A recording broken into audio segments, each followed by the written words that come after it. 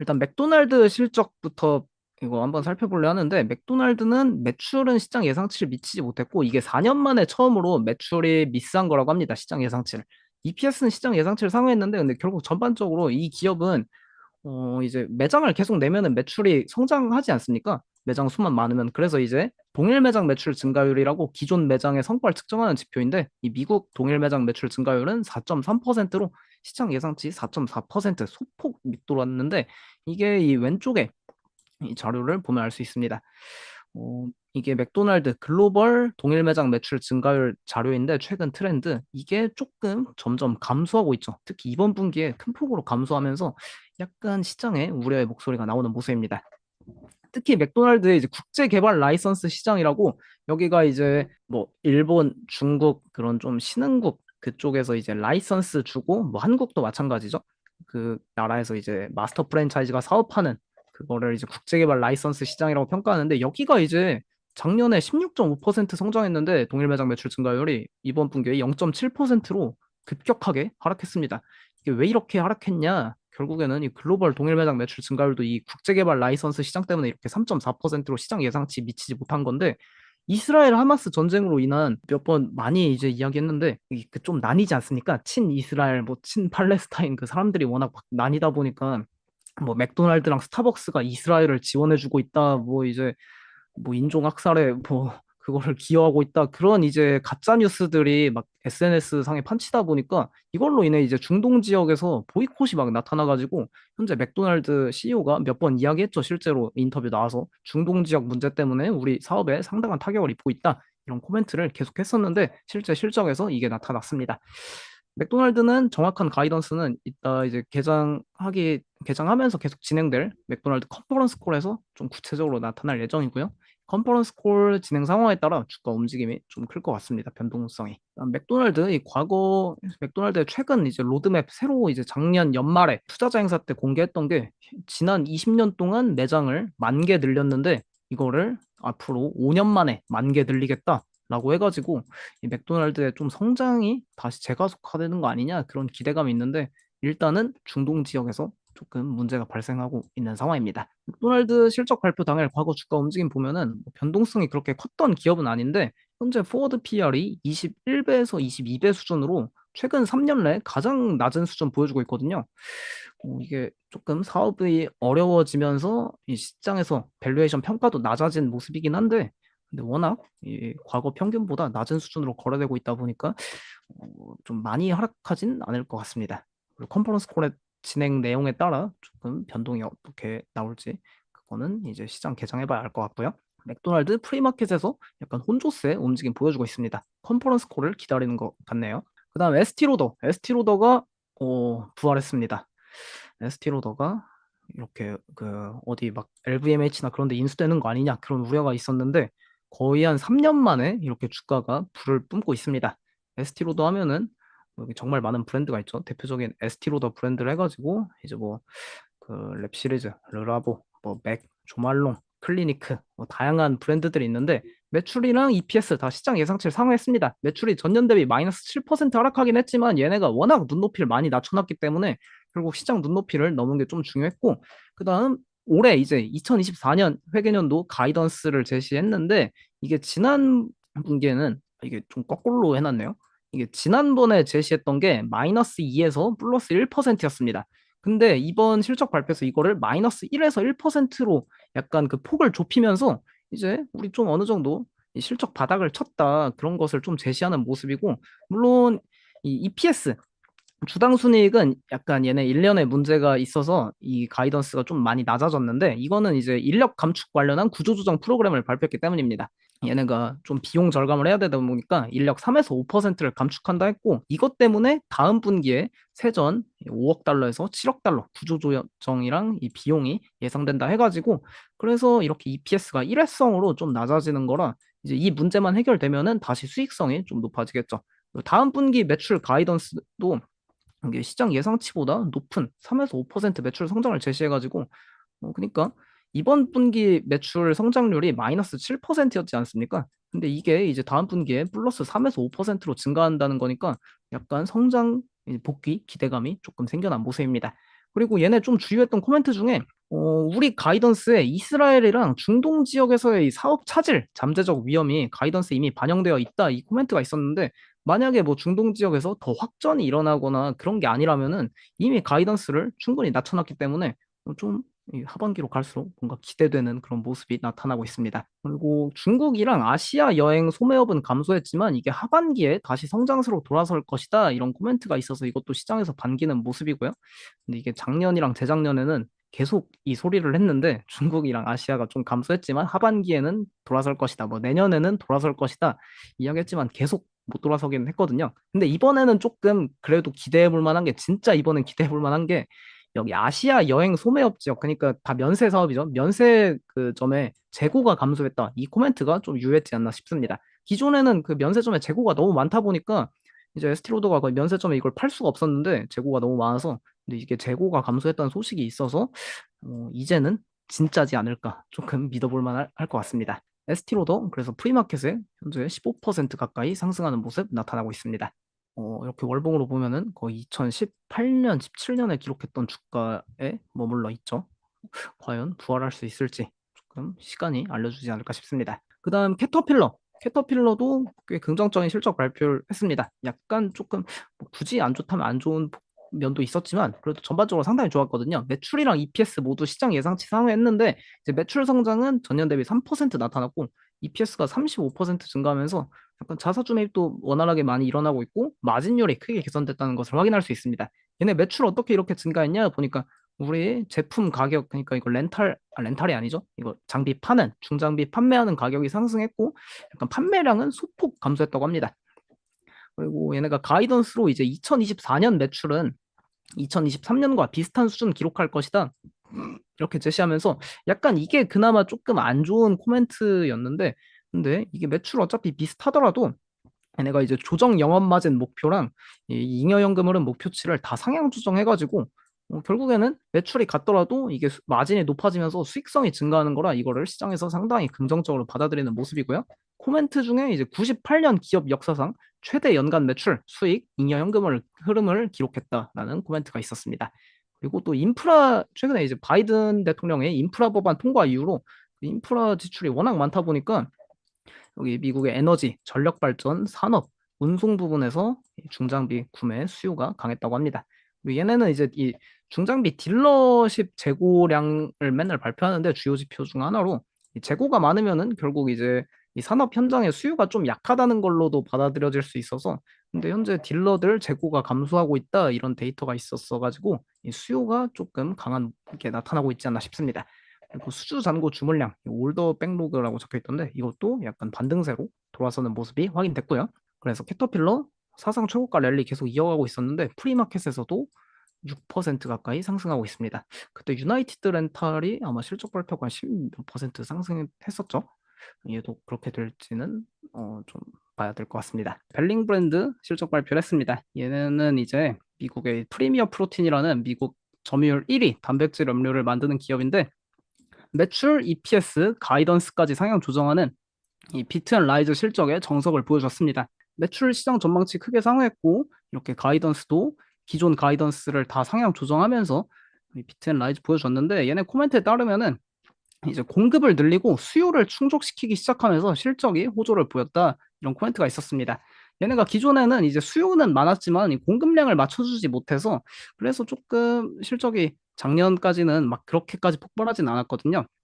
근데 이제 올해부터 이 두 번째 신규 공장 제조 시설이 이제 가동을 시작하고 있어서 공급이 앞으로 더 늘어날 예정에 있다고 합니다.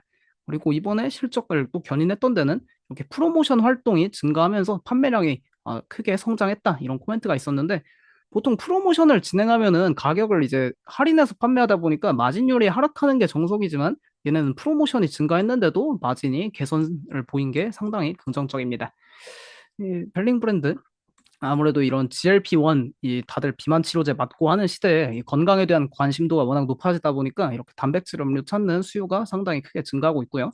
뭐 좀 헬스 좋아하시는 분들은 단백질 음료 많이 마시죠. 그리고 이 기업이 결국 주가 한번 보면 이제 사상 최고가 랠리 계속하고 있는데 가장 큰 이유는 결국엔 이 프리미어 프로틴의 RTD, 레디 투 드링크라고 하는데 이제 파우더 그 프로틴 쉐이크를 이제 타 먹어서 흔들어서 그 쉐이크 마시는 게 아니라 그냥 이렇게 완제품으로 나오는 것들을 RTD, 레디 투 드링크라고 합니다.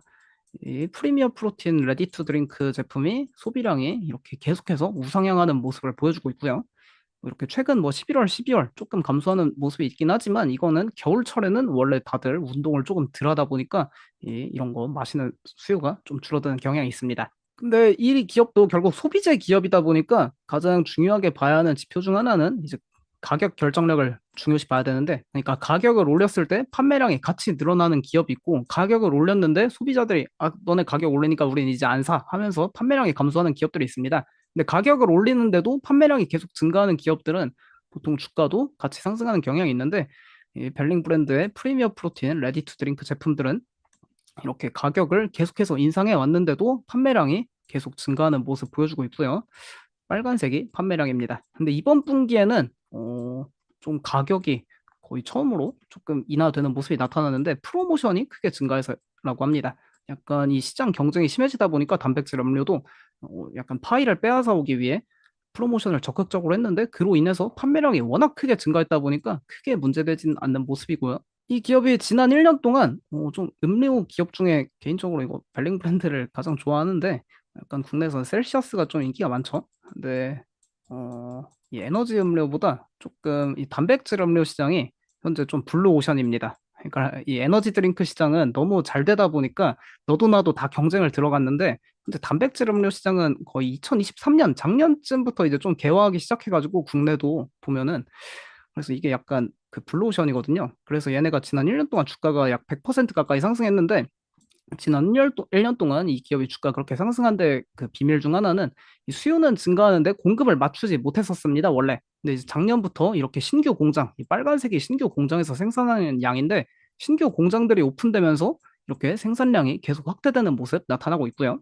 그리고 이 단백질 식품이 그러니까 현재 이런 단백질 음료가 왜 이게 좀 블루오션이냐 보면은 이 단백질 식품에도 약간 세대가 있습니다. 그러니까 1세대 단백질이라고 하면은 그 헬스 좋아하시는 분들은 다 압니다. 이거 단백질 쉐이크 마시는데 제가 약간 헬스를 많이 해서 이걸 잘 압니다. 1세대 단백질은 단백질 보충제, 그러니까 다 대용량 파우더, 그 엄청 큰 통 이제 따가지고 그 물이나 우유에 타먹는 건데 그 제품들은 단백질 함량에 중점을 뒀지만 약간 맛이 없습니다. 뭐 맛있는 제품도 있지만 보통은 맛이 없고 간에 무리가 갈 수 있다는 단점이 있어가지고 이게 좀 막 진화를 해서 그다음 이제 2세대 단백질 제품으로 닭가슴살이나 뭐 닭가슴살로 만든 뭐 소시지, 뭐 도시락 그런 식사 형태의 음식들이 나왔습니다. 근데 이것도 약간 먹는데 좀 불편하고 닭가슴살 많이 먹으면 진짜 물리거든요. 그래서 이게 2020년대 들어서 3세대 단백질 제품으로 좀 진화를 하고 있습니다. 그러니까 이제 단백질 식품이 그 파우더 뭐 타 마시고 닭가슴살 갈아 먹고 그런 게 아니라 이제 음료수나 아이스크림, 뭐 시리얼, 쿠키, 요거트, 과자 이런 데 다 단백질이 들어간 제품들로 변하고 있어서 그러니까 이제 편의성이 향상되고 일상에서도 맛있게 먹을 수 있는 형태로 변하고 있다 보니까 이런 벨링 브랜드 같은 기업들이 주가가 좋았지 않나 싶고요. 그리고 이 단백질 음료 시장이 상당히 뜨거운 게 얘네 펩시코, 코카콜라, 네슬레 이름만 들어도 글로벌 그 식음료 그 산업의 최강 3대장이죠. 그러니까 얘네도 이 바보가 아닙니다. 이게 돈이 되니까 이 단백질 음료 시장에 이렇게 뛰어들고 있는 건데 이 국내에는 안 팔지만 국내는 이거 팝니다. 파워에이드 이거 보라색 파워에이드 프로틴.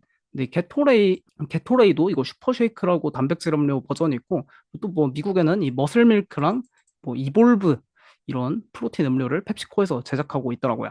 그리고 코카콜라에서 원래 만드는 이제 우유 브랜드 중에 페어라이프가 있는데 이 페어라이프도 이제 단백질 음료로 해가지고 새롭게 진화하고 있고 코카콜라에서도 이 페어라이프 공장 작년에 확장한다고 그거를 다 발표했습니다. 뭐 네슬라에서도 이렇게 올게인 올가닉 뉴트리션 만들고 있고요. 그러니까 이렇게 좀 글로벌적으로 잘 나가는 기업들이 새로운 먹거리로 책정하고 있는 시장이 단백질 음료 시장이다 보니까 이런 벨링 브랜드 같은 기업이 어제 실적도 상당히 좋았고 사상 최고가 랠리를 계속해서 지속하고 있는 모습입니다. 그다음 오늘 S&P 500 기업 중에 주가 가장 많이 하락하고 있는 기업인 FMC 이거 한번 체크해 보면은 매출, EPS 그리고 가이던스까지 다 하향 조정하는 이건 그 비트 앤 라이즈도 아니고 뭐라 해야 될까요? 미스 앤 로우라고 해야 될까요? 그러니까 실적은 다 비싸고 가이던스는 낮췄습니다. 실적 안 좋았던 가장 큰 이유 중에 이제 전년 대비해서 매출이 30% 가까이 하락했는데 이제 판매량이 25% 감소했고 가격이 5%나 하락했다고 합니다. 이 가장 큰 문제가 얘네가 이제 해충 방지제하고 그 제초제, 그러니까 약간 농사 짓고 뭐 그 과수원이나 그런 데서 쓰는 약품들 만드는데 이게 팬데믹 당시에 그리고 우크라이나 전쟁 일어나고 농산물 가격이 막 치솟다 보니까 이 원래 가격이 치솟으면은 너도 나도 그 사업에 진출하지 않습니까? 그래서 그때 이제 약간 그 물류 문제도 있고 해서 사람들이 이거를 엄청나게 많이 사놨다가 이 문제가 아직도 다 재고가 돼서 이걸 사용하고 있지 못하는 겁니다. 그러니까 얘네는 그 이걸 팔아야 되는데 이미 농부들이 너무 많은 재고를 안고 있어서 이 모든 지역의 재고 감축이 지속되다 보니까 우리가 사업이 좀 원활하지 않고 또 브라질 가뭄이 지금 3년 내내 이어지고 있습니다. 브라질 가뭄 영향으로 남미 사업에 어려움을 증폭되고 있다 이런 코멘트가 있었는데 남미가 세계 최대 그 농산물 생산 지역이죠. 근데 남미 지역이 오늘 처음 알았는데 이 3년 가까이 현재 가뭄을 계속 앓고 있다고 합니다. 그러니까 이렇게 그 황토색 칠해져 있는 이 부분이 그 대지가 좀 건조한 그런 지역들인데 이게 계속해서 거의 몇 년째 어려움을 겪고 있다 보니까 지구 온난화 때문에 그래서 이런 사업이 조금 점점 어려움을 겪고 있지 않나 싶고요. 뭐 구조조정을 진행해서 이게 내년 이번 회계년도 약간 에비타가 좀 개선될 거라고 하지만 시장에서는 가차 없는 모습입니다. 이 기업이 좀 부활하려면은 지구 온난화 문제가 조금 해결돼야 하지 않나 싶네요. FMC 지난번에 가이던스 대폭 하향하고 10월 달에 그래서 마이너스 25% 장중에 하락했다가 오늘도 마이너스 13% 가까이 현재 프리마켓에 하락하고 있습니다. 그리고 얘도 시가총액으로 보면은 현재 S&P 500 뒤에서 10등 정도 하고 있는데 만약에 오늘 또 마이너스 15% 하락하면은 이제 한 뒤에서 5등 정도까지 하락하기 때문에 당장 3월 달에 S&P 500에서 퇴출될 가능성이 있겠습니다. FMC 이렇게 지구 온난화 문제가 가장 심각하지 않나 싶네요. 사업이 참 어렵습니다. 일단 팔란티어 이 간짜장님께서 진짜 그 한 3개월 내내 팔란티어 사라고 맨날 이야기했는데 그 제가 안 사서 참 아쉽습니다. 매출 EPS 다 시장 예상치 상회했고 가이던스는 뭐 다음 분기 매출 가이던스는 소폭 미달했지만 상당히 좋은 코멘트가 많았습니다. 이 컨퍼런스 콜을 제가 한번 그 들어봤는데 유튜브에 있어가지고 알렉스 카프 CEO 진짜 말 잘하더라고요. 진짜 이 그분 말 들으면은 팔란티어 주식을 안 살 수가 없습니다. 좀 주요 이제 주주 서한이랑 그 컨퍼런스 콜에서 나온 이야기 중에 좀 주요 코멘트 보면은 이 대규모 언어 모델 LLM을 비롯한 AI 플랫폼, 이 팔란티어 AIP라고 하죠. AI 플랫폼에 대한 산업 전반에 급증하는 수요가 현재 나타나고 있고, 그리고 특히 얘네가 이제 정부 기관이랑 상업 기관 그렇게 두 군데 사업을 하고 있는데 기존에는 이제 정부 기관 매출이 상당히 높았습니다. 근데 이번에 이 상업 기관의 대규모 언어 모델에 대한 끊임없는 수요가 발생하고 있다 보니까 이 상업 기관 그러니까 커머셜 대상의 매출이 엄청 급성장했더라고요. 이게 상당히 긍정적인 포인트였고, 그리고 또 AIP, 이 인공지능 플랫폼의 모멘텀이 이제 매출에 상당한 기여를 하기 시작했다라는 코멘트가 있어가지고, 이제 조금 팔란티어가 완전히 다른 기업으로 다시 탈바꿈되는 순간이 아닌가 싶습니다. 그리고 또 이 AIP 인공지능 플랫폼을 사용하면은 즉각적인 비용 절감 사례를 개발할 수 있어가지고 정말 많은 기업들이 이 AIP를 사용하려고 우리 팔란티어를 찾아와서 이 AIP 부트캠프에 참여를 하려고 한다고 합니다. 그래서 오늘 컨퍼런스 콜에 있었던 내용인데 그 아마 웨드부시의 데나이브스 그 애널리스트가 질문한 거에 답했던 거였습니다. 이 AIP 부트캠프에 대한 수요가 너무 많아서 어떻게 처리해야 할지 모르겠다라고 알렉스 카프가 CEO가 이야기할 정도로 현재 팔란티어를 찾고 있는 고객들이 정말 많다는 것을 알 수 있겠습니다. 그리고 또 이 재밌는 그 내용이 하나 있었는데 컨퍼런스 콜에서 팔란티어에 일하고 싶어하는 최고의 인재들로부터 현재 입사 지원 폭격을 받고 있다고 합니다. 뭐 본발디드라고 이제 하던데 진짜 그 수많은 AI 인재들이 다 팔란티어에 지원하고 있나 봅니다. 그리고 또 그 주주 서한에 적혀 있었는데 5개 분기 연속 흑자를 해가지고 마침내 S&P 500 편입 요건을 갖췄다라는 코멘트도 주주 서한에 적혀 있었습니다. 그래서 팔란티어 오늘 프리마켓에 약 20% 가까이 상승하면서 여기 20달러대를 뚫을지 조금 기대가 되는 상황이네요. 저도 20달러니까 한 주부터 좀 사봐야겠습니다. 그래서 팔란티어 오늘 웨드부시의 이 데나이브스 애널리스트가 컨퍼런스 콜에 직접 참여하셨는데 예전에 이 데나이브스께서는 팔란티어가 AI계의 메시다라고 표현했었죠. 근데 이분이 오늘도 투자 의견 바로 업데이트했습니다. 목표 주가를 25달러에서 30달러로 상향 조정하면서 오늘 아직 갭 상승하기 이전에 가격으로 치면 상승 여력이 85%인데 내용도 참 깁니다. 이 팔란티어가 AI 플랫폼을 통해 차트 밖에 상업적 성공을 거뒀다라고 평가하고 있습니다.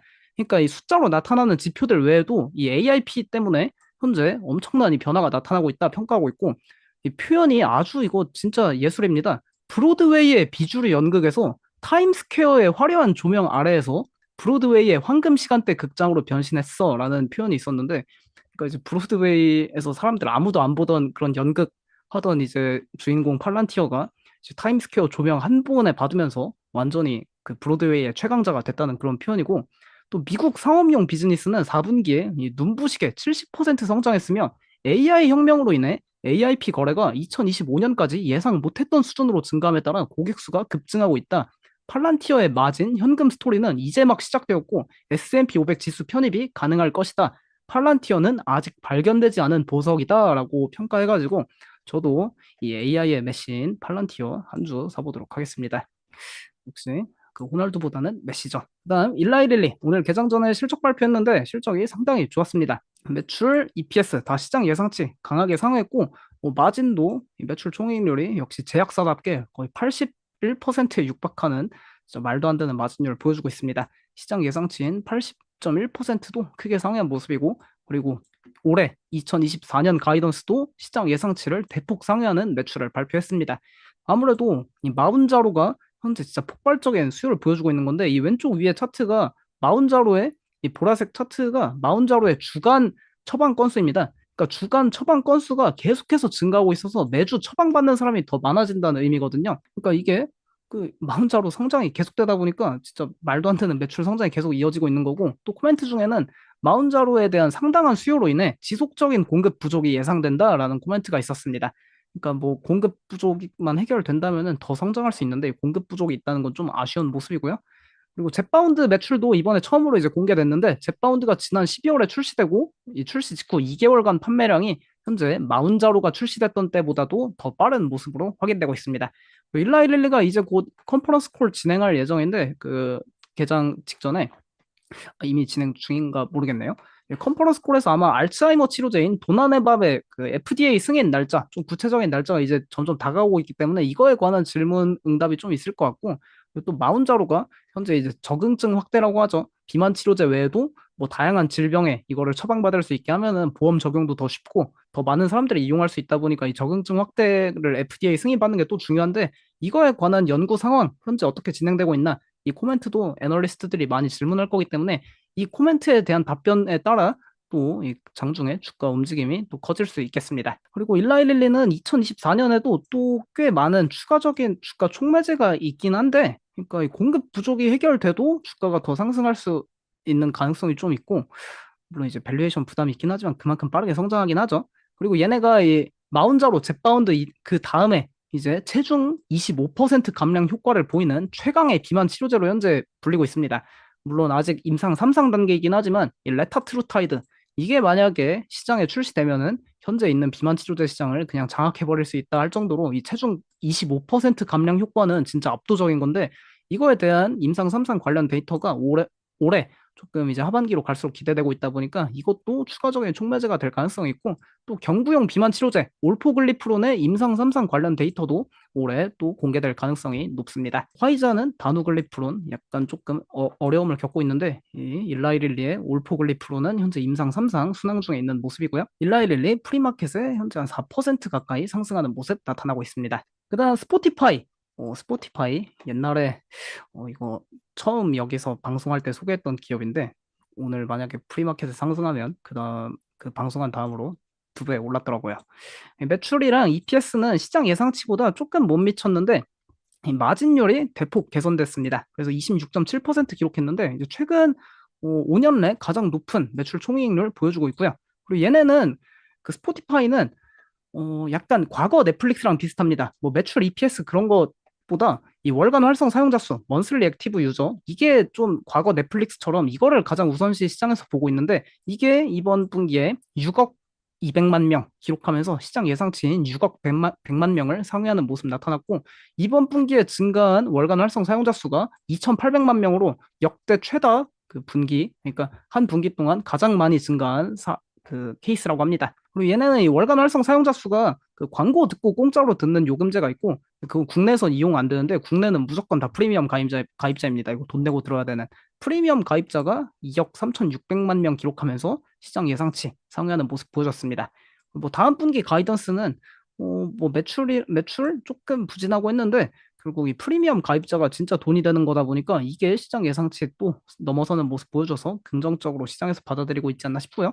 그리고 또 주요 코멘트 중에 얘네가 이 국내에서는 이걸 들을 수가 없어서 알 수가 없는데 스포티파이 광고 들으면 공짜로 들을 수 있는 기능이 있습니다. 근데 광고 매출이 이번에 사상 최대를 기록했다라는 코멘트도 있었고 그다음 이번에 이렇게 EPS가 뭐 적자를 기록하긴 했지만 일회성 퇴직금 비용을 제외하면은 순이익을 기록했다고 합니다. 그래서 향후 앞으로 완전한 흑자 전환이 가능할 것으로 예상되고 있고요. 그 스포티파이가 작년에 사람을 너무 많이 해고하다 보니까 이렇게 퇴직금이 아직까지는 조금 발생하는 모습입니다. 그리고 뭐 또 다른 소식으로 지난주에 이거 조로건 팟캐스트 조로건 익스피리언스인가요? 그 스포티파이의 2020년부터 현재 2024년까지 거의 4년 연속 그 1위 하고 있는 팟캐스트인데 이 조로건 팟캐스트 인기 워낙 많다 보니까 지난주에 그 계약금 더 얹어서 신규 계약했다는 발표도 있었습니다. 그리고 맨 왼쪽 이 상단에 스포티파이의 분기별 프리캐시 플로우 잉여연금 흐름 그 자료인데 이게 지금 그냥 완전히 치솟고 있습니다. 그러니까 스포티파이의 수익성이 말도 안 되게 개선되고 있다는 게 이렇게 잉여연금 흐름에서 확인되고 있고요. 스포티파이 그래서 프리마켓에서 현재 한 7에서 8% 가까이 아까 상승하는 모습이 나타나고 있었습니다. 스포티파이 월봉으로 보면은 여전히 갈 길이 좀 먼데 사상 최고가까지는 그래도 영차영차 언젠가는 가지 않을까 싶습니다. 얘네가 2030년까지 월간 활성 사용자 수 전 세계에서 10억 명 모은다고 했거든요. 10억 명 보유한 플랫폼이면은 그래도 좀 세계적으로 영향력이 상당하지 않을까 싶네요. 내 이름은 마야님께서 스포티파이 사유하셨는데 이거 참 어렵습니다. 그 당장 살지 말지까지는 제가 말씀 못 드릴 것 같고요. 근데 스포티파이가 상당히 좋은 기업이라는 것만은 확신합니다. 특히 좀 젊은 세대들은 진짜 스포티파이 많이 이용하고 그리고 가끔 이런 거 하면 안 되는 건지 모르겠는데 그 해외나 국내에서 외국인들 핸드폰 할 때 살짝 이제 보면은 항상 핸드폰 메인에 스포티파이 어플이 깔려 있더라고요. 그 정도로 그 서양에서는 스포티파이를 많이 이용하는 것 같습니다.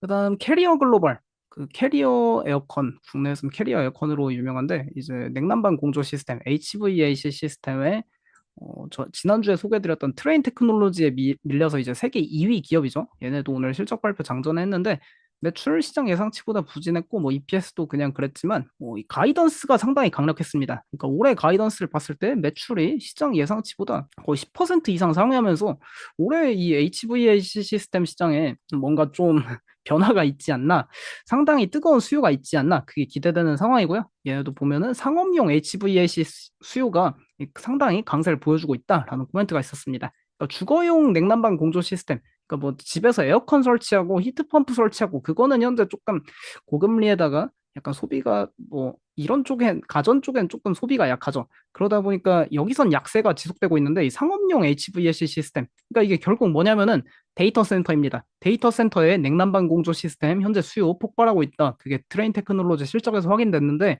캐리어도 약간 그 영향이 있지 않나 싶습니다. 얘네가 작년에 독일의 그 냉난방 공조 시스템 기업인 비스만 인수하고 그리고 얘뭐그 화재 보안 사업부 또 허니웰 인터내셔널에 매각하고 그리고 이제 뭐 상업용 냉장 사업부도 매각한다 해가지고 조금 기업이 뭐 좀 줄일 건 줄이고 이제 잘 되는 건 계속 키우고 하면서 뭔가 조금씩 변화가 나타나고 있긴 합니다. 그리고 캐리어도 뭐 이번 실적은 부진했지만 올해 가이던스를 상당히 강하게 내놓은 거는 이렇게 데이터 센터 냉난방 공조 시스템 수요가 폭증하고 있기 때문입니다.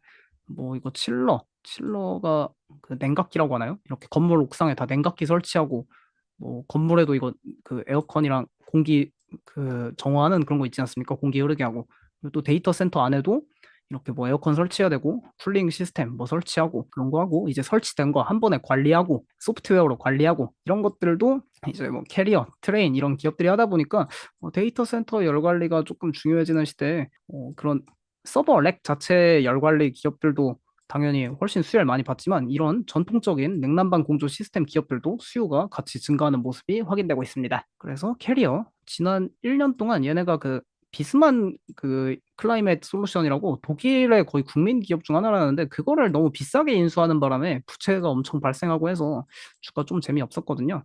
근데 과연 올해 사상 최고가 돌파할지 한번 지켜볼 필요가 있겠습니다. 반면에 트레인 테크놀로지 지난주 소개해드렸는데 얘는 캐리어하고 다르게 상당히 재무도 탄탄하고 워낙 데이터 센터 관련해서 수요가 막 폭발하고 있다는 코멘트가 계속 있어가지고 이렇게 실적 발표 때마다 두 번이나 갭상승하면서 계속 주가 사상 최고가 랠리 펼치고 있습니다. VFC 코퍼레이션입니다. 아주 실적이 정말 처참해서 다음 달에 제가 봤을 때는 S&P 500에서 무조건 퇴출시켜야 합니다.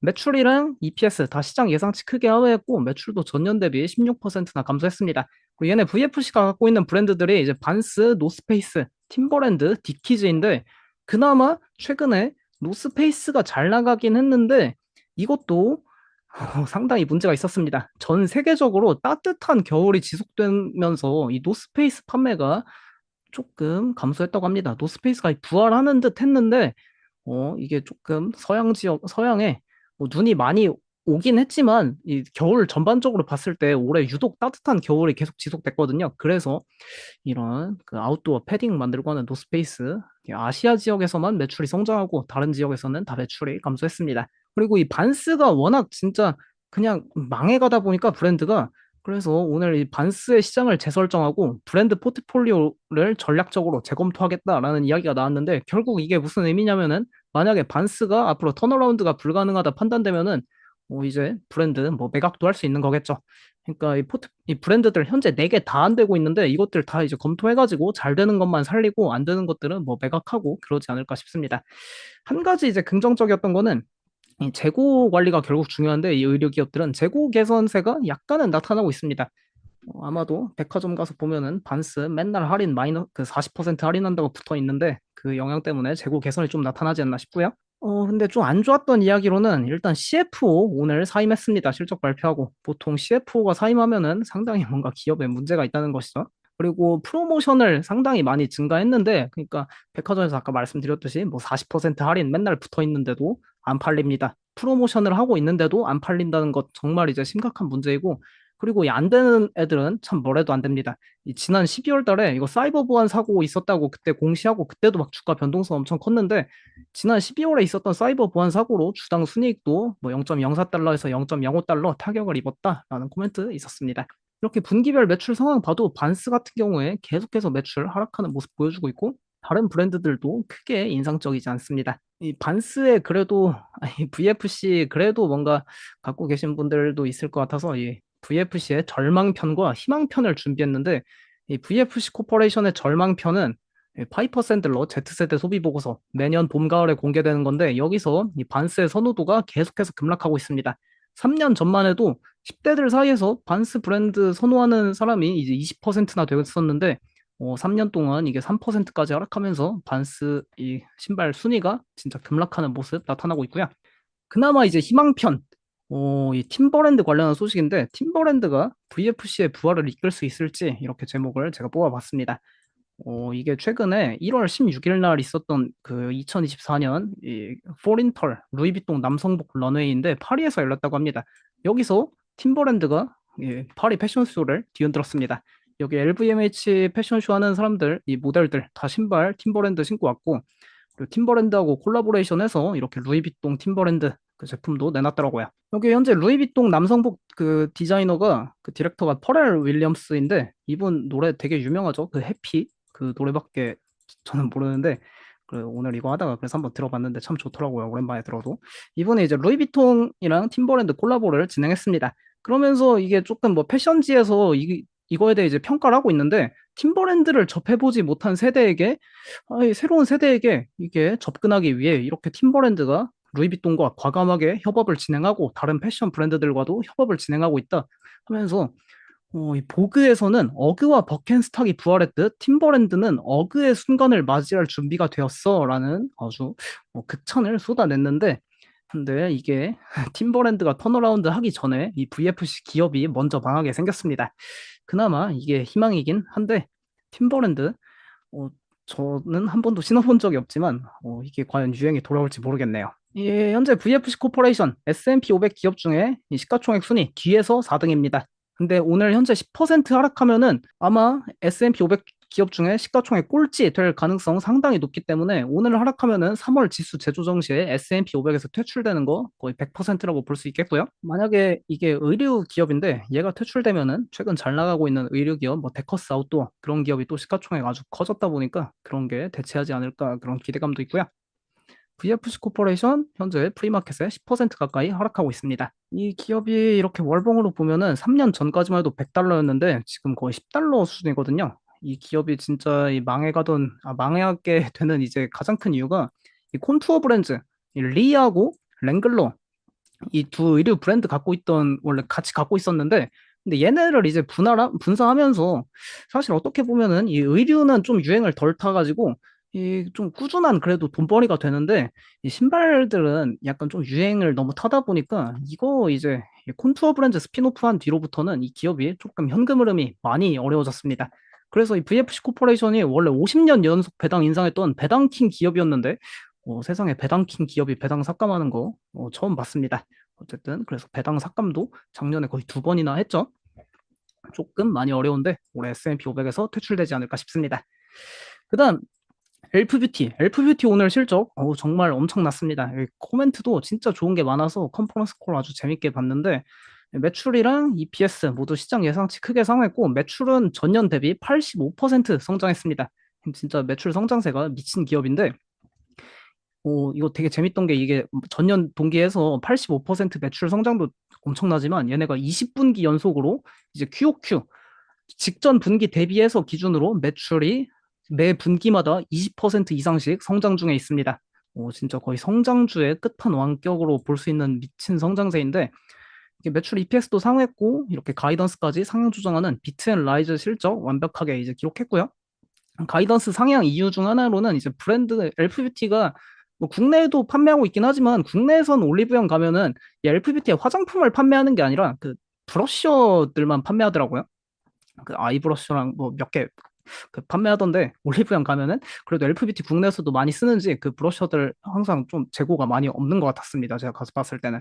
어쨌든 이제 화장품들도 이거를 글로벌 확장을 앞으로 박차할 계획에 있다. 이런 코멘트가 있었고 현재 엘프뷰티가 여기 타겟 매장 내 화장품 점유율이 1위라고 합니다. 점유율 19%를 차지하고 있다고 하는데 타겟에 있는 뷰티 매장들은 대부분이 다 울타뷰티의 타겟이죠. 타겟이랑 울타뷰티랑 협업하고 있으니까. 그러니까 아무래도 좀 엘프 많이 팔렸으면은 울타도 조금 실적이 좋아지지 않았을까 그런 기대감이 있고 그리고 얘네가 이제 타겟이랑 많이 사업을 했는데 2024년 봄에는 CVS 헬스에서도 판매를 더 확장할 예정에 있고 여름에는 월마트에서 공간을 더 확장할 예정에 있다고 합니다. 얘네가 그리고 얘네 엘프뷰티 제품이 진짜 저렴하거든요. 뭐 5달러, 6달러, 뭐 비싸봐야 7달러, 8달러인데 이 다 저렴한 데는 이유가 있습니다. 이거 생산을 다 중국에서 해오기 때문인데 그래서 애널리스트가 너네 이제 중국에서 생산하니까 만약에 트럼프가 당선되면은 이게 관세가 인상될 수 있다 중국산 그러면은 이거 어떻게 할 거냐 그거에 대한 문제도 이제 질문을 했는데 CEO가 트럼프 당선돼서 관세 인상되면은 가격 인상하면 그럼 끝이다라고 이야기해서 상당히 아주 자신감이 있더라고요. 실제로 이런 코멘트가 있었는데 관세와 같은 거시적 이슈를 대비해서 우리는 그동안 가격 인상을 안 해왔다. 그러니까 만약에 트럼프가 당선되면은 가격 인상 즉각적으로 단행할 것이다. 그런 이야기했습니다. 그리고 얘네가 원래 색조 화장품으로 유명한 기업인데 지난번에 나뚜리움이라고 작년 하반기에 여기 스킨케어 기업 좀 스타트업 막 급성장하고 있는 스킨케어 브랜드 인수했거든요. 그래서 화장품 시장의 선도업체의 스킨케어 점유율이 14%인 반면에 엘프뷰티의 스킨케어 점유율은 1.4%에 불과하다. 그래서 앞으로 이 색조 화장품 시장을 넘어서 우리 엘프뷰티가 이 나트리움 인수한 거 합쳐가지고 스킨케어 분야에서 막대한 성장이 가능하다. 그런 이야기가 있었습니다. 그리고 여기 엘프뷰티가 작년에 이 슈퍼볼 광고 처음 했었는데 그때 효과가 상당히 좋았다고 합니다. 그래서 올해도 슈퍼볼 광고 예정에 있는데 CEO가 당당히 이야기하더라고요. 2월 11일 날 슈퍼볼 광고 기대하라. 뭐 그런 이야기가 있어가지고 뭐 슈퍼볼 광고로 또 엄청나게 광고 효과 자신하고 있는 모습입니다. 그래서 엘프뷰티 사상 초유가 랠리 계속하고 있는데 프리마켓에서도 5% 가까이 상승하는 모습 나타나고 있습니다.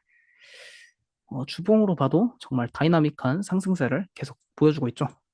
저는 이거를 너무 일찍 팔았나 봅니다. 엘프뷰티 이제 타겟에서 많이 팔린다 했는데 타겟에 울타뷰티가 입점해 있다 보니까 이 울타뷰티도 조금 뭐 긍정적인 영향이 있지 않을까 기대되는 상황이고요. 그다음 치폴레 멕시칸 그릴. 이게 국내에 없어서 도저히 저는 모르겠지만 개인적으로 저도 멕시칸 요리를 상당히 좋아합니다. 근데 치폴레 멕시칸 그릴도 실적이 상당히 좋았습니다. 매출이랑 EPS 모두 다 시장 예상치 상회했고 얘네는 이제 그 결국 프랜차이즈 기업이다 보니까 이제 그 기존에 있는 매장의 성과를 측정하려면 이제 동일 매장 매출 증가율, 동일 레스토랑 매장 증가율 그런 거를 이 지표로 내세우고 있는데 이제 동일 매장 매출 증가율도 8.4% 성장했고 이 레스토랑 영업 마진도 25.4%로 전년 동기 대비해서 140bp 개선됐습니다. 아무래도 이제 레스토랑 마진 개선된 데에는 뭐 좀 얘네가 뭐 종이 포장지 그런 거 가격이 좀 많이 하락했다 하더라고요. 그리고 매출 가이던스도 2024년 동일 매장 매출 증가율 가이던스도 한 자릿수 중반 성장으로 뭐 양호한 수준 보여줬고 특히 최근에 뭐 맥도날드 같은 경우에 실적 발표에서 조금 어렵다 그런 이야기가 있었는데 이 치폴레는 그런 거 하나도 없이 아주 인상적인 모습입니다.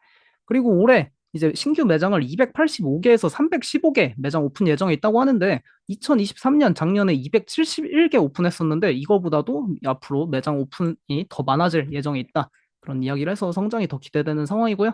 치폴레가 그리고 이번 4분기 실적은 우리 제품 가격 인상보다 사람들이 더 많이 찾아와서 이 주문량 증가에 힘입은 것이다 이야기해가지고 이게 맥도날드와 완전히 대조되는 발언이었습니다. 맥도날드는 컨퍼런스 콜에서 약간 저소득층 소비자들이 조금 이 소비를 줄이는 것 같다라고 이야기했는데 치폴레는 아무래도 이게 가격이 그래도 맥도날드보단 비싸죠. 그래서 긍정적 발언이 정말 많았습니다. 그 영향도 오늘 프리마켓에 조금 긍정적인 영향을 주고 있고 이 치폴레가 현재 매장 수가 3,400개가 있는데 이거를 이제 7,000개까지 장기적으로 늘릴 계획에 있다라고 이야기하면서 치폴레가 국내에는 언제 들어올지 모르겠지만 이 중동에 진출한다고 작년에 선언을 했죠. 두바이하고 쿠웨이트에 진출한다 했는데 현재 중동 분쟁에 있지만 그래도 두바이, 쿠웨이트 진출할 것이라고 합니다. 그리고 또 긍정적 이야기 중에 이 직원 이직률이 최근 몇 년 사이 가장 낮은 수준이라고 하는데 직원들이 결국 치폴레에서 일하는 걸 상당히 만족스러워한다는 거죠. 이 레스토랑 기업들 가장 큰 문제가 이 인건비를 이게 좀 문제인데 인건비가 자꾸 상승되고 이 사람이 자꾸 이직하면은 더 이제 사람들 데려오려면 돈을 계속 줘야 되지 않습니까? 더 비싼 돈을. 근데 이렇게 직원 이직률이 낮다는 거는 사람들이 이제 만족하며 일하는 거니까 뭐 인건비를 크게 늘려줄 필요도 없어서 인건비 통제 측면에서 상당히 긍정적인 발언이었고 하나 약간 그래도 좀 흠이 있다면은 4월에 이게 작년에 약간 캘리포니아 지역에서 그 패스트푸드 직원들 뭐 법이 조금 하나 통과되면서 패스트푸드 직원 임금이 4월부터 20% 인상 예정이라 해가지고 이거에 대해 이제 가격 인상을 좀 필요한 것 같지만 아직은 이걸 결정하지 못해서 이거를 약간 논의한다고 합니다. 그래서 4월부터 뭐 캘리포니아 지역 인건비 상승으로 조금 이건 부담될 수 있는데 이건 다음 실적 발표에서 좀 이야기하지 않을까 싶고요. 그래서 치폴레 멕시칸 그릴 오늘 프리마켓에 아까 3% 가까이 상승하는 모습이었습니다. 치폴레 투자 의견 시티에서 투자 의견 매수 제시하고 3,016달러 목표 주가 제시했는데 고객 방문 빈도 감소와 저소득 소비자 압력에 직면한 레스토랑 산업 트렌드를 계속 거스르고 있다. 치폴레는 치폴레 같은 향후 전망에 대한 자신감을 표현하는 소비자 기업은 앞으로 이 투자에 있어서 희소 가치가 높아질 것이다. 라는 평가를 내리고 있습니다. 그리고 오늘 또 어떤 IB에서는 치폴레 멕시칸 그릴을 매그니피센트 세븐에 포함시켜야 한다라는 그런 우스갯소리도 있었는데 가능할지 모르겠네요. 그다음 인페이지 에너지 오늘 태양광 섹터 전반에 아주 그 주가 상승을 야기하고 있는 기업인데 매출 좀 시장 예상치보다 많이 안 좋았고 전년 동기 대비해서 매출이 58%나 감소했죠. 그리고 다음 분기 가이던스도 상당히 처참했습니다. 근데 프리마켓에 왜 10% 이상 상승하고 있냐? 아주 긍정적인 코멘트들이 컨퍼런스 콜에서 계속해서 나왔습니다.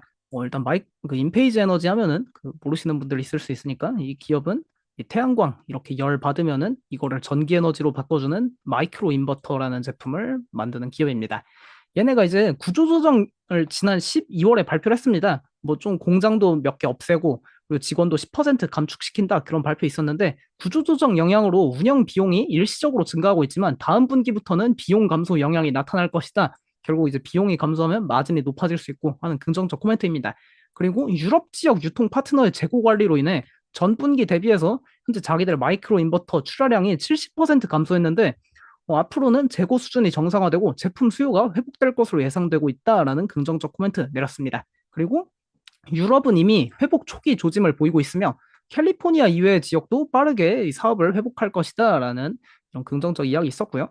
결국에 현재 미국의 이 공공요금이 계속 상승하다 보니까 인페이즈 에너지 CEO 말로는 태양광이랑 배터리를 합쳐 사용하는 이런 에너지 모델이 표준이 될 것이다라는 코멘트 있었고, 이 코멘트가 가장 아주 유효했습니다. 1분기가 자기들 사업 저점이 될 수 있다라고 판단한다라는 이야기 있었습니다. 그래서 태양광 기업들 그이 기대감 때문에 좀 올라가는 모습 아닌가 싶고요. 그래도 약간 아직 숫자로 확인되지 않았고 이 코멘트에 따른 기대감이 큰 모습입니다.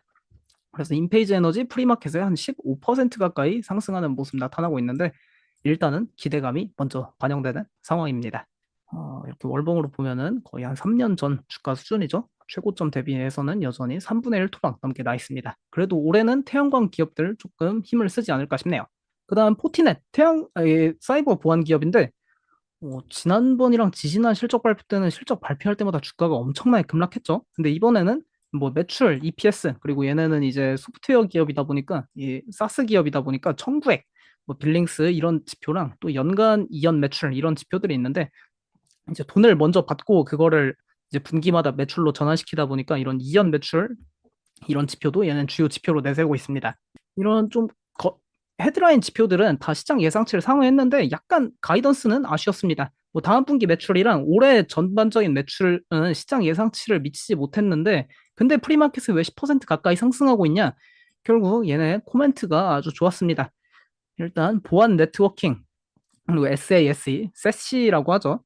그 이제 분산형 엣지 보안 플랫폼이라 해야 될까요? 그리고 보안 운영, 뭐 이런 세크옵스 이게 2027년 총 시장 규모 TAM이 199 빌리언 달러에서 208 빌리언 달러로 총 시장 규모가 더 커지고 있다. 그런 것에 대한 데이터를 내놓았고, 그다음 얘네가 포티넷은 원래 이 그 온프레미스 방화벽 사업이 핵심입니다. 그러니까 기업 내부에서 이제 서버 방화벽 사업이 원래 핵심 사업이었는데 얘네가 이것만 계속 하고 있다 보니까 이 클라우드 시대에는 이 SASE, 세시 이 부분을 계속 키워야 되는데 이 사업이 얘네가 좀 부족했어서 주가 그렇게 하락했던 겁니다. 근데 이번 분기에 처음으로 이 세시 사업부의 구체적인 수치를 공개하면서 이 기업이 좀 변화하고 있다. 그런 것들을 이제 나타냈고요. 그리고 뭐 생성형 AI가 앞으로 보안 트래픽을 크게 증가시킬 것이다라는 코멘트도 있었습니다. 그리고 이 포티넷 기업이 어떻게 변화하고 있냐 이걸 보면은 포티넷은 원래 이제 기업 내부에 뭐 서버 이쪽에서 이제 온프레미스 방화벽을 설치해서 이걸 관리해주는 기업이었는데 근데 현대 시대에는 이 세시, Secure Access Service 엣지라고 하죠. 이게 이 보안 기술이 왜 앞으로 계속 이제 각광받고 하냐? 그거는 결국 이제 사람들이 다 뭐 회사에서만 이제 그 정해진 서버가 있는 회사에서만 일하는 게 아니라 뭐 누구는 재택근무하고 누구는 뭐 원격 근무하고 조금 이제 사무실이 다 한 군데 있는 게 아닌 시대가 오다 보니까 결국에는 이렇게 다 클라우드 컴퓨팅, 클라우드 플랫폼으로 진행하는 이런 세시 보안 기술이 각광받고 있는 상황입니다. 그래서 포티넷이 이쪽으로 이제 점점 변화하고 있다라는 거를 보여줘가지고 주가가 상승하는 모습 나타나고 있고요. 그다음 또 이제 긍정적인 부분이 있었다면은 이 모든 고객 기반에서 수요가 급증하는 모습이 나타났습니다. 얘네가 이제 계절적으로 항상 4분기가 좀 고객 수요가 급증하는 시기인데, 그러니까 4분기에 보통 이제 계약을 많이 해가지고 신규 계약을 해서 수요가 급증합니다. 근데 이제 계약 규모가 이거 5만 달러, 뭐 25만 달러, 500만 달러, 아니 50만 달러, 100만 달러 이상 그런 그 계약 규모마다 다 있습니다. 초대형 계약, 뭐 대형 계약, 중형 계약, 소형 계약 그게 있는데 그 부분에서 모두 다 이게 엄청나게 급성장하는 모습이 나타났습니다. 원래 항상 4분기가 강하긴 해도 작년보다도 훨씬 더 강한 이제 계약이 일어나다 보니까 이 부분이 조금 시장에서 많이 긍정적으로 쳐주지 않았나 싶고요. 그래서 포티넷 프리마켓에서 한 10% 가까이 상승하면서 사상 초고가까지 다시 도전하는 모습입니다. 막 이렇게 하락했을 때 그때 미정원에 정말 질문 많았는데 이거 어떻게 하냐? 근데 어느덧 다시 주가가 사상 최고가까지 가는 모습입니다. 그다음 스냅 오늘 실적 참 처참했습니다. 뭐 매출 시장 예상치보다 당연히 안 좋았고 얘네 EPS 뭐 조정 EPS는 이렇게 흑자지만 얘네 항상 적자 기록하는 기업이죠. 그리고 다음 분기 가이던스도 상당히 안 좋았습니다. 얘네가 해고를 많이 하다 보니까 사람을 많이 잘라서 해고 관련 비용이 다음 분기에도 발생할 예정에 있다라고 하는데 이제 가장 큰 문제는 그냥 이겁니다. 이 플랫폼 기업은 결국 유저 수가 중요한데 어제 스포티파이도 뭐 매출이랑 조금 가이던스 못 미쳤지만 유저가 계속 증가하니까 주가 긍정적으로 반응했지 않습니까? 이 스냅은 처음으로 북미 지역에서 유저가 감소했습니다. 일간 활성화 사용자 수가. 얘네가 원래 북미 지역에서 일간 활성 사용자 수가 1억 100만 명 기록 중에 있었는데 이번 분기에 100만 명 감소하면서 1억 명으로 처음으로 이제 유저가 감소했고요. 아무래도 이 유저당 광고 단가 ARPU가 가장 높은 지역이 북미다 보니까 여기서 이제 일간 활성 사용자 수가 감소하면은 이 기업의 수익성에 진짜 치명적인 문제가 생깁니다. 그래서 주가가 막 마이너스 30% 하한가 이상으로 하락하는 게 아닌가 싶고요. 그리고 지난 월요일에 스냅에서는 올해 인력 10% 추가 감축한다 발표했습니다.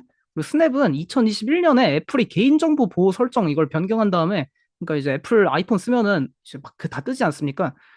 그 개인정보 제공할 건지 안 할 건지 이제 사람들 다 거절 누르다 보니까 이게 이제 뭐 다 자체 알고리즘을 짜서 광고를 해야 되는 건데 메타 같은 경우에는 자체 AI를 통해 광고 매출이 급증하고 있는 반면에 스냅은 이 기술이 좀 부족한 건지 데이터가 부족한 건지 여전히 어려움을 겪고 있습니다. 그리고 스냅의 사실 가장 큰 문제는 이 에반스 피겔 CEO 그 미란다 커랑 결혼하셨죠. 이분이 모든 주주 의결권 다 독점하고 있어가지고 에반스 피겔 CEO와 그 진짜 그분한테 의존하는 게 너무 큽니다.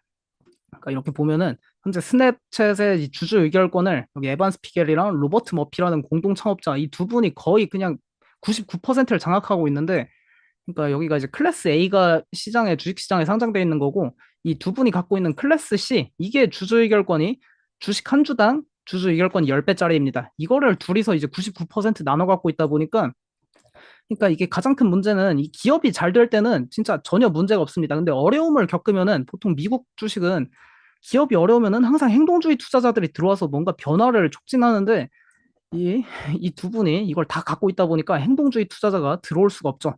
뭐, 왜냐면 클래스 A 시장에 상장돼 있는 거는 주주 의결권이 하나도 없다 보니까 뭔가 여기다가 쓴소리를 해줄 사람이 아무도 없습니다. 그래서 이 기업이 조금 어려움이 있지 않나 싶고요. 시장에서 현재 프리마켓에 마이너스 30% 하한가 이상 나타나고 있습니다. 이게 상장했던 당시에보다도 아직도 주가가 많이 좀 부족한 모습이고요. 그다음 포드 실적 발표 있었는데 포드 매출 EPS 시장 예상치 상회했고 가이던스도 긍정적이었습니다. 근데 주요했던 코멘트는 뭐 전기차 사업이 2026년까지 EBIT 마진이 8% 목표했던 거 달성이 불가능하다.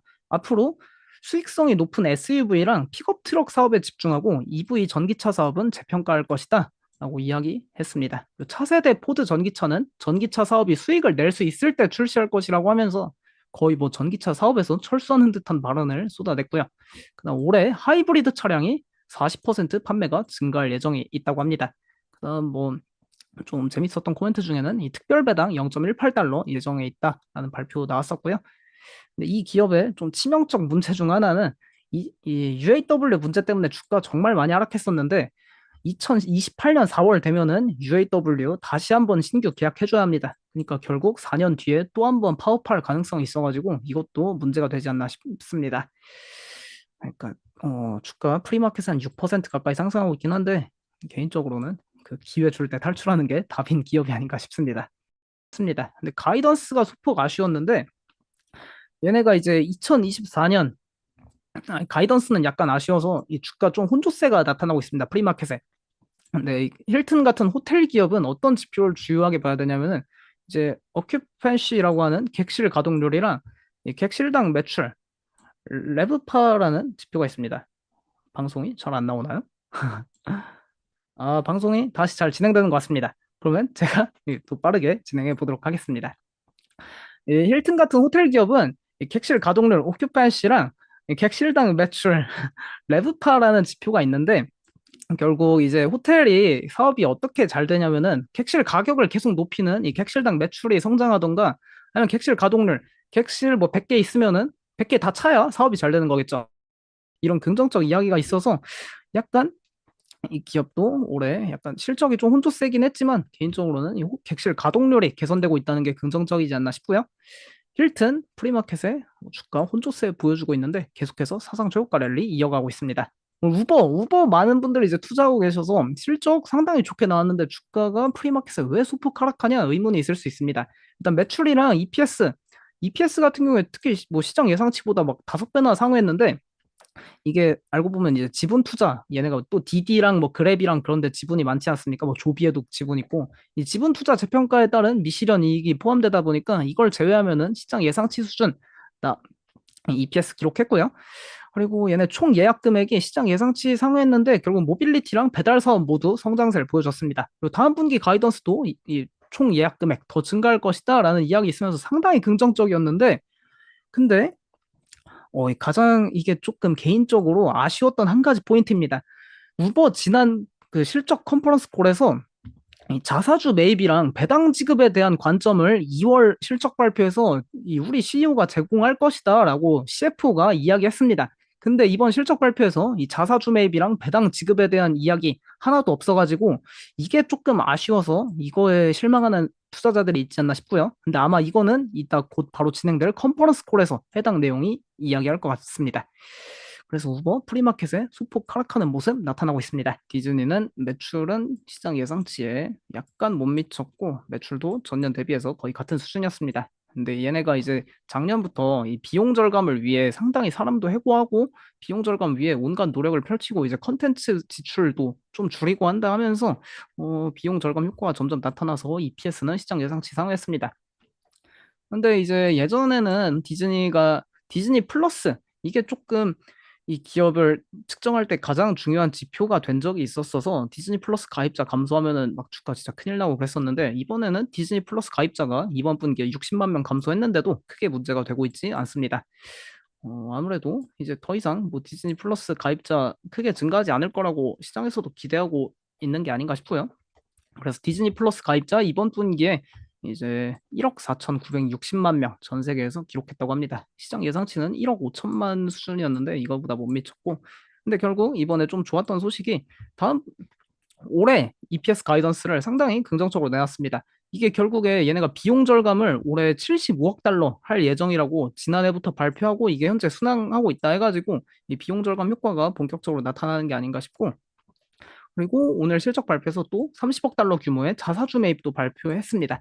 그리고 얘네가 작년 하반기에 이제 배당을 재개했는데 재개한 지 6개월도 안 돼서 벌써 배당 50% 인상한다 발표하면서 다시 디즈니가 과거에 주주환원 참 잘했는데 다시 그 시절로 조금씩 회복하는 모습이 나타나고 있습니다. 이번 실적에서 전반적으로 봤을 때는 이 테마파크 사업이 잘 되고 이 스트리밍 쪽이 좀 부진했는데 근데 테마파크 사업 쪽에서도 조금 뜯어보면은 이 국내, 그러니까 미국 내 테마파크, 미국 내 디즈니랜드 방문객은 좀 감소했습니다. 그런데 이제 홍콩이랑 얘네가 또 파리, 뭐 상하이에 갖고 있지 않습니까? 그 일본 도쿄 같은 경우에는 그 일본 기업이고, 근데 이번에 상하이랑 홍콩에 그 겨울왕국 테마가 오픈하면서 거기 사람 진짜 엄청 많이 와서 인터내셔널 테마파크 부분은 방문객이 크게 증가했답니다. 아무래도 이 미국 내 디즈니랜드 방문객 감소에는 약간 그 디즈니를 좋아하는 사람도 있고 싫어하는 사람도 요새 점점 많아져가지고 그 문제가 조금 작용했지 않나 싶고요. 그리고 주요 코멘트 중에 얘네가 2025년 8월에 어제 그 소개해드렸는데 폭스랑 워너브로스 디스커버리랑 이제 합작해가지고 디즈니 그 3사가 올해 가을에 이 스포츠 스트리밍 플랫폼 출시한다 했는데 그거와 별개로 디즈니에서 이제 또 그 합작 회사들이랑 합쳐가지고 ESPN 플래그십 스트리밍을 출시할 예정이라고 합니다. 현재 이 디즈니가 ESPN 플러스 그 서비스를 하고 있는데 ESPN 플러스는 제가 본 적이 없어서 모르겠지만 좀 찾아보니까 약간 서비스가 제한돼 있다 하더라고요. 그러니까 ESPN 그 케이블 채널에서 하는 만큼 라이브 스포츠를 다 중계해주진 않고 약간 좀 그 특정한 것들만 해준다 해서 그 차이가 있는데 ESPN 플러스가 근데 ESPN 플래그십 이게 출시되면은 현재 케이블에서 진행하고 있는 뭐 먼데이 나이트 풋볼 그런 것도 다 여기서 이제 시청할 수 있다고 합니다. 아마 가격도 그래서 더 많이 받지 않을까 싶고 그리고 또 ESPN 플래그십 스트리밍에는 오타가 있는데 그 ESPN 판타지 스포츠 다 드래프트 킹즈에서 하고 있는 이제 그 사이버 도박 외에도 그 이제 게임 같은 건데 스포츠 선수들 가상으로 이제 키워가지고 게임 붙는 그 ESPN 판타지 스포츠하고 ESPN 뱃 이 기능을 다 추가할 예정이라고 합니다. 그래서 여기에서도 약간 수익 증가 기대감이 있는 상황이고요. 그 다음에 얘네가 디즈니가 워낙 이제 성공했던 영화들의 후속 작품을 계속 내놓으면서 계속 성공 가도를 이어가는 케이스가 많은데 그래서 이 모아나 영화 애니메이션 영화죠. 한 7년 전인가 8년 전에 나왔던 영화인데 이게 글로벌로 엄청 흥행했었어서 이번에 이 모아나 2를 11월 달에 개봉 예정이라고 합니다. 그러면서 디즈니에서는 이게 모아나 2가 올해 최대 흥행작 기대작이다라는 이야기를 하면서 조금 이제 기대감을 심어주고 있고 원래 이 모아나 2를 디즈니 플러스 시리즈로 드라마로 만들려고 했는데 그 시리즈물로 근데 얘네가 이제 디즈니 플러스 사업을 조금 이제 많이 뒤로 해놓고 다시 옛날에 잘하던 그런 극장 사업으로 조금 돌아가려는 모습을 보여주고 있습니다. 그래서 디즈니 플러스가 아니라 이제 극장에 다시 개봉한다 하고요. 그 다음에 3월 15일부터 에라스 투어, 에라스 투어 극장판 영화가 작년에 그 극장에 막 AMC 그런데 진짜 잘 됐다고 했었는데 그거를 3월 15일부터 디즈니 플러스에서 이걸 방영한다 해서 이것 때문에 가입하는 사람들도 많이 증가하겠죠. 에라스 투어 이 영화가 디즈니 플러스에 들어오면은 확실하게 흥행은 무조건 보장됩니다. 왜냐하면 역대 이제 콘서트 영화들의 사례인데 콘서트 영화들의 흥행 그 사례 기존의 2위 여기 저스틴 비버의 Never Say Never라는 콘서트 영화가 이게 이제 1억 달러 매출을 올리진 못했고요. 근데 이제 테일러 스위프트의 에라스 투어 극장판 영화는 개봉 첫날에 이거 1억 달러 돌파하면서 역대 콘서트 영화 수익 1위 달성했습니다. 그리고 현재까지 이게 누적 수익이 2억 6,100만 달러 수익 올리고 있어서 아마 이거 이제 들어오면은 미국에 워낙 이제 테일러 스위프트 팬들이 많다 보니까 이것 때문에 디즈니 플러스 가입하지 않을까 싶어요. 테일러 스위프트 이번 설에 도쿄 콘서트 온다고 하죠. 그리고 디즈니 플러스가 뭐 드디어 약간 수익화가 점점 눈앞으로 다가오고 있습니다. 이게 기존의 이 디즈니 플러스의 영업 손실인데 이게 이렇게 현재 흑자 수준까지 거의 도달해가지고 좀 올해는 이게 드디어 수익화를 이제 보여줄 것이다. 흑자를 기록할 것이다라는 기대감이 커진 상황입니다. 아무래도 올해 또 흑자 가능성이 상당히 높아진 게 얘네가 일단 컨텐츠 지출을 많이 줄이고 있고 그리고 올 여름부터 이 계정 공유 단속 관련해서 통보할 거라고 합니다. 이 시청자들에게 다. 그렇게 해서 결국에 한 연말에는 이제 계정 공유 시 넷플릭스처럼 추가 요금 지불 계획 있다고 하니까 뭐 넷플릭스처럼 이제 계정 공유했는데 소비자들이 탈퇴만 안 한다면은 이거 흑자 전환 가능성 있겠고요. 근데 디즈니 플러스 저는 한 번도 안 봐봐서 이걸 평가하기 좀 그렇습니다. 그리고 디즈니 플러스가 오늘 이제 메타버스라고 직접적으로 이야기는 하지 않았지만 조금 메타버스를 꿈꾸는 듯한 그런 이야기가 꽤 있었습니다. 대표적으로 에픽 게임즈에다가 지분 15억 달러를 투자한 건데 에픽 게임즈는 현재 세계에서 가장 인기 있는 게임인 포트나이트 개발사이고 언리얼 엔진 개발하는 회사입니다. 유니티의 뭐 경쟁사죠. 이제 포트나이트 만드는 에픽게임즈에 이렇게 지분 투자를 하면서 왜 여기다 투자하냐? 이 바바이거 CEO가 컨퍼런스 콜에서 이야기한 거에 따르면은 밀레니얼 세대, Z세대, 알파 세대의 상당수가 다 비디오 게임을 즐기는 것으로 나타나서 우리 디즈니도 이거 게임 진출해야 한다 하면서 포트나이트에 이거 가상 디즈니 월드 만들고 포트나이트에다가 이제 디즈니 캐릭터들 추가할 예정이라고 합니다. 뭐 영상 봤더니 여기 캡틴 아메리카 방패 들고 있고 약간 아이언맨처럼 손 들고 있고 이거 토르가 들었던 도끼죠. 이 어벤져스 엔드게임에 나왔던 장면들을 약간 재현하는 그런 영상도 있더라고요. 근데 이거에 대한 정확한 출시일은 공개하지 않아서 뭐 좀 그냥 메타버스 뭐 게임 시장에 진출할 예정이다라고만 알면 될 것 같습니다. 근데 약간 이 애널리스트들 중에는 이 디즈니가 이미 애플 비전 프로와의 통합을 위한 준비를 완료했기 때문에 이게 이제 좀 비전 프로와 결합하면서 좀 긍정적인 효과를 발휘하지 않을까라는 이야기도 있었습니다.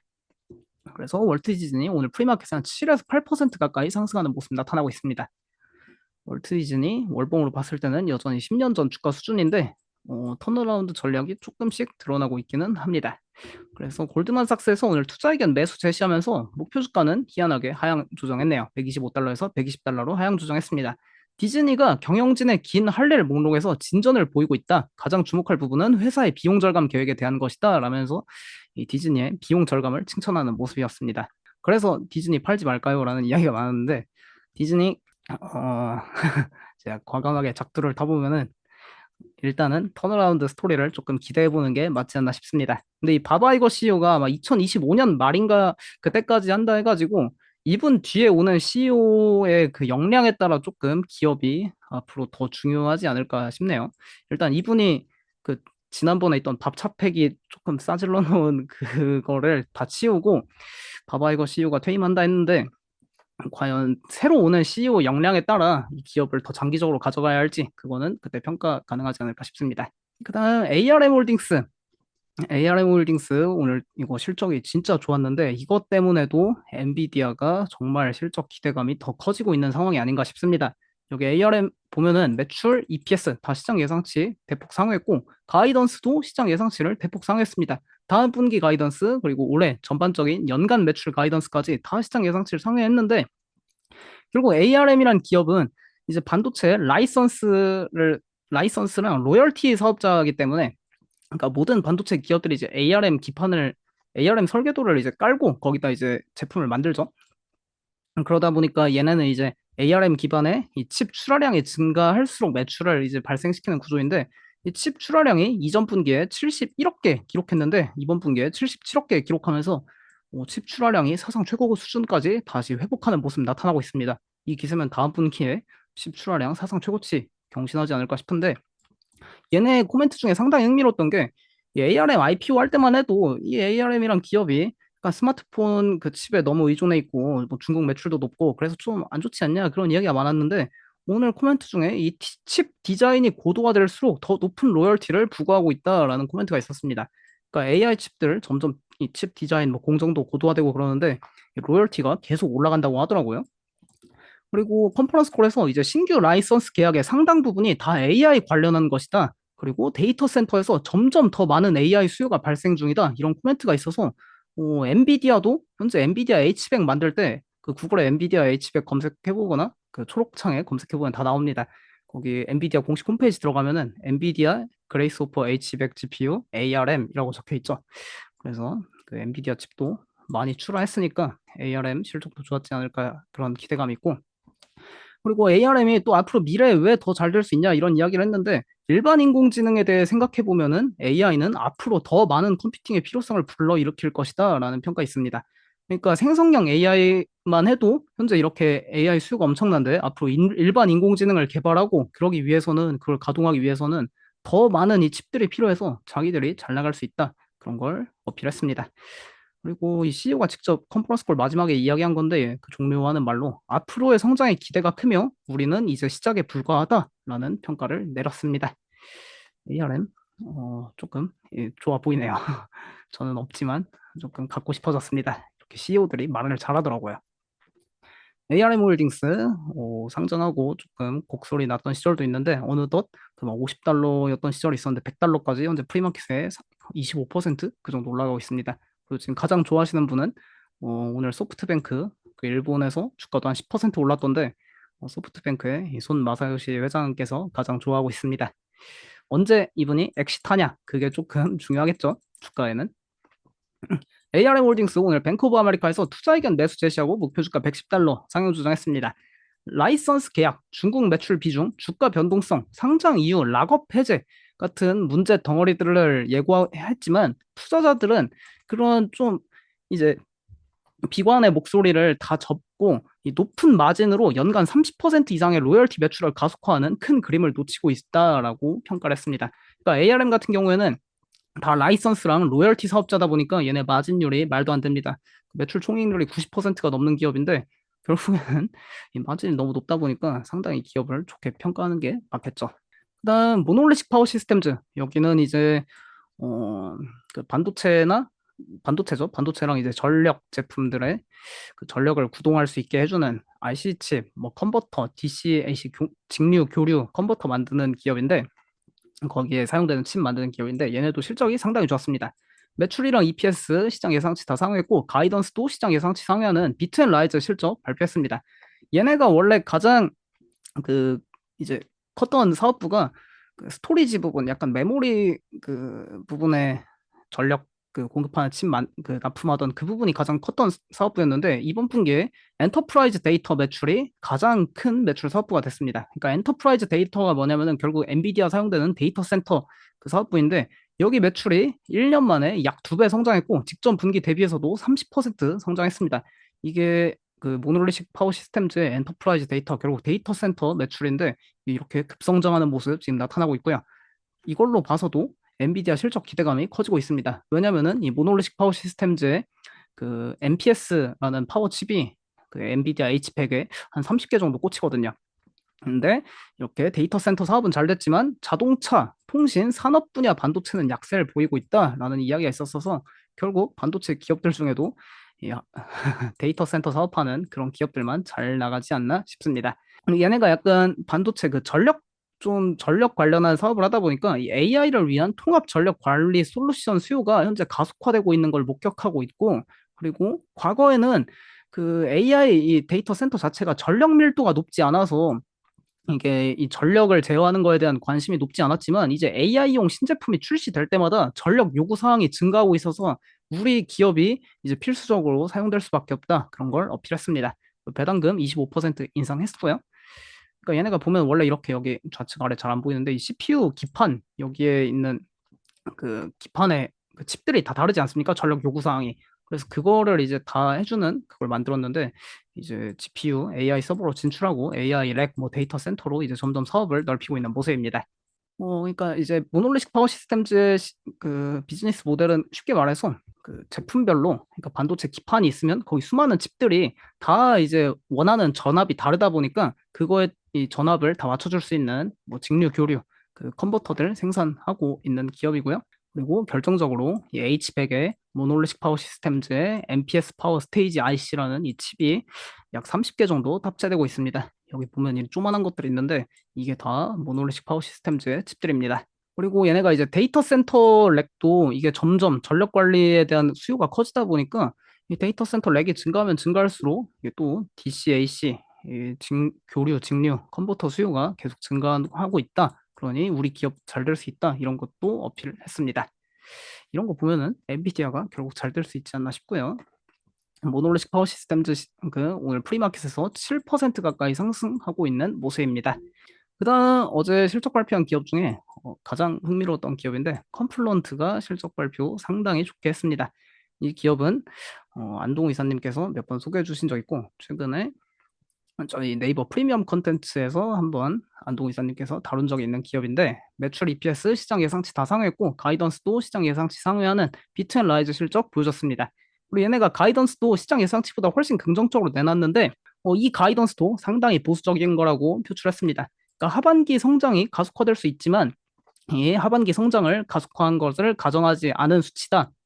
그래서 2024년 가이던스에 자신감이 더 커지고 있다라는 코멘트를 했는데, 얘네가 지난 실적 발표 때만 해도 여기 CEO가 약간 중동 분쟁이랑 거시적 환경 문제 때문에 좀 사업에 약간 보수적으로 접근해야겠다라고 이야기했는데, 한 분기 만에 완전히 그 CEO 자신감이 완전히 딴판이 됐습니다. 거의 뭐 다른 사람이 온 줄 알았네요. 그리고 이 컨플루언트란 기업이 그리고 그 데이터 스트리밍 플랫폼을 해주는 그 사업하고 있는데, 카프카 아파트 카프카라는 오픈 소스를 얘네가 만든 분이 여기 창업한 거죠. 그래서 컨플루언트라는 이 데이터 스트리밍 플랫폼 그 사업하고 있는데, 이제 실시간 생성형 AI가 약간 그 바드나 챗 GPT 뭐 이용해 보시면 그 검색하고 막 한 10초 정도만 걸려도 좀 짜증나지 않습니까? 못 기다려서.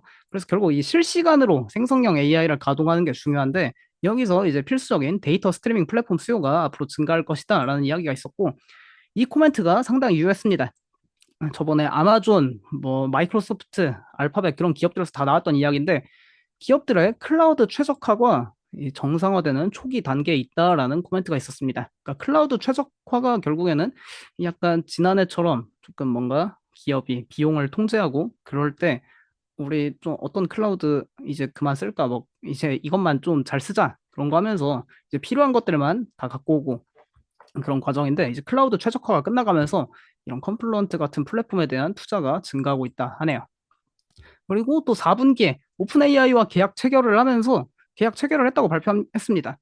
그러니까 결국 좀 오픈 AI랑 뭐 한다고 하면은 이것도 시장에서 기대감이 상당히 큰데, 얘네랑 이제 계약을 하면서 생성형 AI 환경에서 데이터 스트리밍의 전략적 역할을 현재는 검증하는 단계고, 결국 이 성과가 좋으면은 앞으로 AI 시장에서 이 컴플루언트 사용 사례가 훨씬 많아지겠죠. 그리고 얘네가 항상 만년 적자 기업이긴 한데 소프트웨어 기업 초기 이제 성장하는 단계의 특성상 올해는 잉여 현금 흐름이 손익분기점을 돌파할 것이라고 예상한다라는 코멘트가 있었습니다.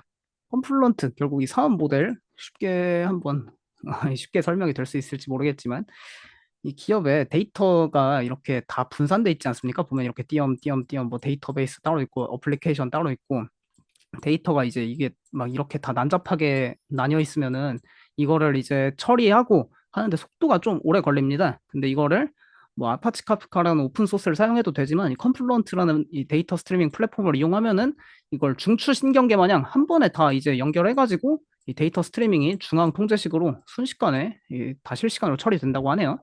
그래서 이제 실시간 데이터 처리가 필요한 뭐 애플, 넷플릭스, 그리고 결제 그 핀테크 거의 대장격 기업이죠. 비상장외사인데 스트라이프, 뭐 우버 이런 실시간 데이터가 필요한 기업들이 주요 고객인 모습입니다.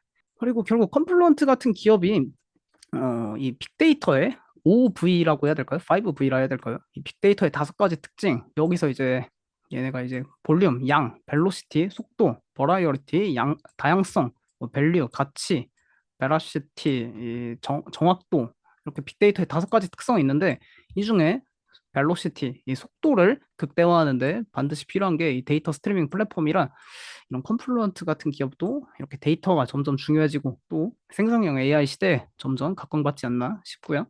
그래서 컨플루언트 지난 실적 발표에서 곡소리 냈을 때는 아주 사상 최저가까지 갔었는데 오늘은 실적 발표에서 너무 강한 이야기를 많이 해서 현재 프리마켓에 25%대 상승하는 모습 나타나고 있습니다. 컨플루언트 그래서 바닥에서 조금 올라가고 있죠. 이거 그 말해도 되나 모르겠는데 지난번 그 안동 이사님 세미나에서 이사님께서 그 이야기했던 기업 중 하나입니다. 이따가 아마 좀 이야기하시지 않을까 싶네요.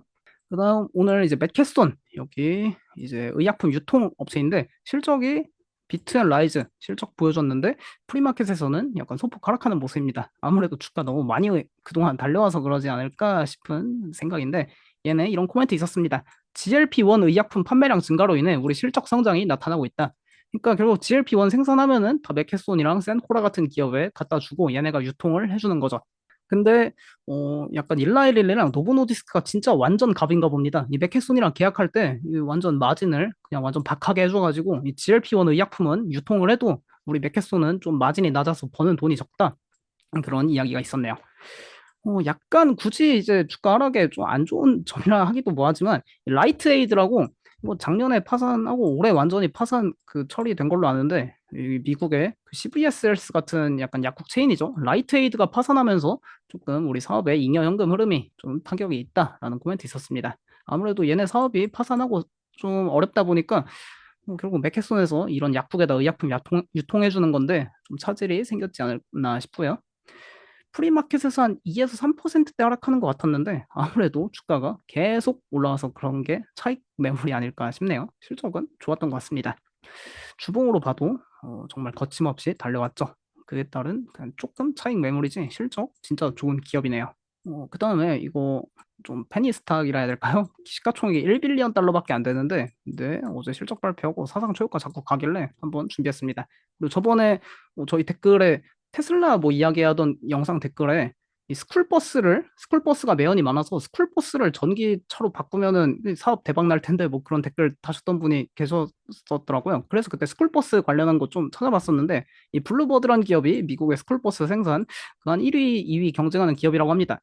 얘네가 이제 전기 스쿨버스 이걸로 이제 점점 그 이제 이걸 생산하고 있는데 이번 실적에서 어제 장 끝나고 실적 발표에서 매출 EPS 시장 예상치 다 상회하고 가이던스도 다 상향 조정했습니다. 상향 조정했는데 시장 예상치보다 매출만 소폭 미스했고요. 근데 얘네 이렇게 매출이랑 EPS 막 시장 예상치보다 2배 이상 막 상회하고 할 정도로 실적이 되게 좋아지고 수익성이 개선되고 있는 게 여기 보시면 이제 얘네 막 조정 에비타 마진도 막 계속해서 우상향하고 이런 식으로 마진도 엄청 개선되고 있습니다. 이 가장 큰 이유가 이 전기 스쿨버스 이거를 다 사실상 정부에서 주는 보조금으로 그 파는 거다 보니까 얘네가 이거 가격을 계속 올리고 있다 합니다. 그래서 이 스쿨버스 평균 판매 가격이 25% 인상해가지고 매출 성장을 견인하고 있다라는 이야기가 있었고 2023년에 EPA 미국 환경보호국 클린 스쿨버스 프로그램 때문에 10억 달러의 보조금을 집행해가지고 올해 전기버스 주문이 크게 증가하고 있는 상황이다라는 이야기가 있었고요. 그리고 얘네가 시가총액이 10억 달러밖에 안 되는데 근데 지난 1일에 지난주에 이렇게 6천만 달러 신규 자사주 매입을 발표했었습니다. 블루버드 시가총액 참 작은 종목인데 근데 프리마켓에 오늘 10% 가까이 상승하면서 사상 최고가 경신하고 있더라고요. 약간 월봉으로 봐도 뭐 조금 주가가 그 전기 스쿨버스 많이 타나 보네요. 국내는 스쿨버스라는 개념이 없어가지고 체감이 잘 안 되는데 미국은 옛날에 드라마나 영화 보면 다 스쿨버스 타고 다니니까 이게 스쿨버스 전기로 바꾸면은 확실히 뭔가 도움이 되나 봅니다.